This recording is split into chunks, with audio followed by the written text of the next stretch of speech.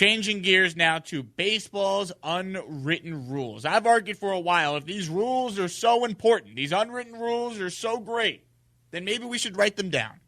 If you really want them to be unwritten rules, you want the unwritten rules to be followed, then make them actual rules. But oh wait, you can't. Because when you actually write down these rules, you realize how stupid they are. Like, oh, you can't swing 3-0 if your team's up by 7 runs or more.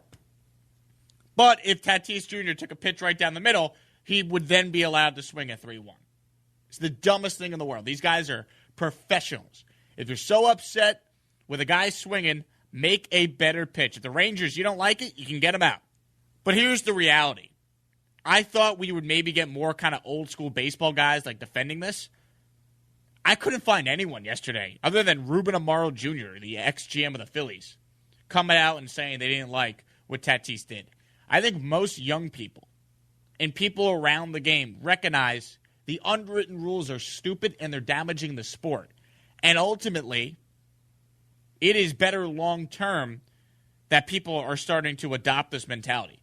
And what was really encouraging was you had 2 old-school players, 2 Hall of Fame players, in Reggie Jackson and Johnny Bench, weigh in on Fernando Tatis Jr. and the quote-unquote unwritten rules and defend Tatis. I thought this was great. So Reggie Jackson, Mr. October, he tweeted this yesterday. Fernando Tatis, keep playing hard and playing great. It is a pleasure to watch you play. Love your success and the Padres' rise to be a winner. Keep leading the way. It ain't easy to hit home runs. Keep bringing in energy you have to the game. We need players like you, an all-star. Then Johnny Bench said, so you take a pitch. Now you're 3-1. Then the pitcher comes back with a great setup pitch, 3-2. Now you're ready to ground out into a double play. Everyone should hit 3-0. Grand slams are a huge stat. I thought that was great that 2 old school guys from a different generation, 2 guys that played in that Bob Gibson, I'm going to throw inside at you just for the hell of it, like that era of baseball, came out and defended Tatis. See, baseball can't stop contradicting themselves. We talked about this yesterday on the show. Baseball does a campaign titled Let the Kids Play. They want excitement. They want young players being themselves. They want bat flips. And then Tatis hits a grand slam, which is an incredibly exciting play in baseball. He's an incredibly exciting young player.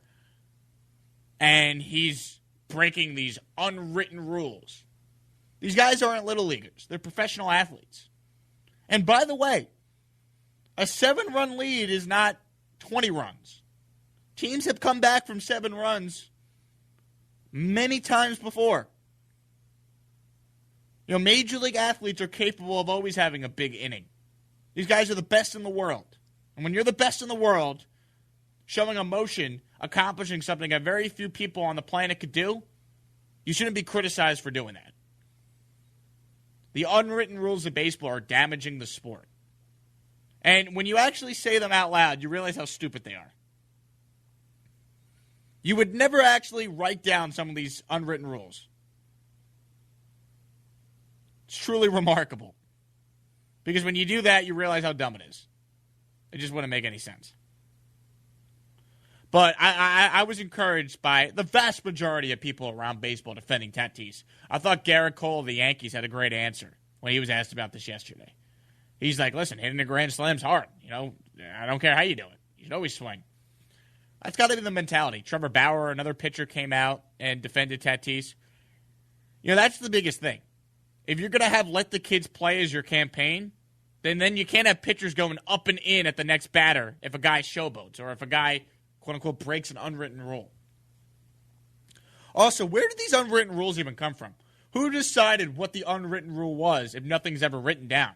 How did they keep track of all this? These are things I question.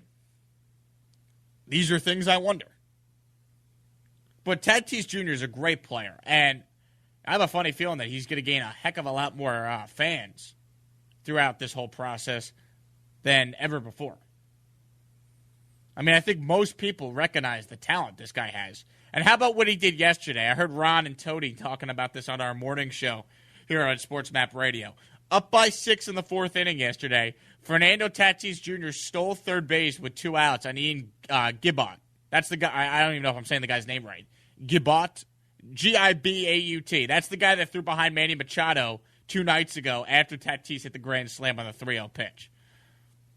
So whatever unwritten rules there are, Tatis is burning the unwritten rule book, if you can even do such a thing, because remember, they're unwritten. But I love it. I love that he is just playing the game, right? This guy leads the MLB in RBIs, home runs, and steals. He's as exciting of a young player as the game has had. And we should be embracing it. Why do we love the NBA so much? It's personality-driven. Baseball has to do more of that. But I love that he stole. I think it's hilarious. Trevor Bauer, by the way, I mentioned him. He tweeted this at Fernando Tatis Jr.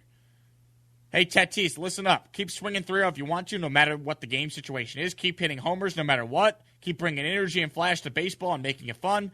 The only thing you did wrong was apologize. Stop that. And in hindsight, I think if Fernando Tatis had known that the vast majority of the sport would have his back on this issue, I don't think he apologizes.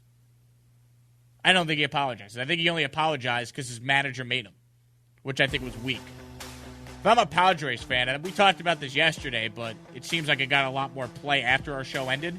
If I'm a Padres fan, I'd be red hot, not at Tatis, not even at the Rangers. At Chase Tinger, the manager. He didn't defend him. He didn't defend his guy. Even if Tinger didn't like it, I think you handle that behind closed doors. Tatis is a guy that you're building around for what you hope is the next 15 years in San Diego. Defend Tatis at all costs and burn the unwritten rules.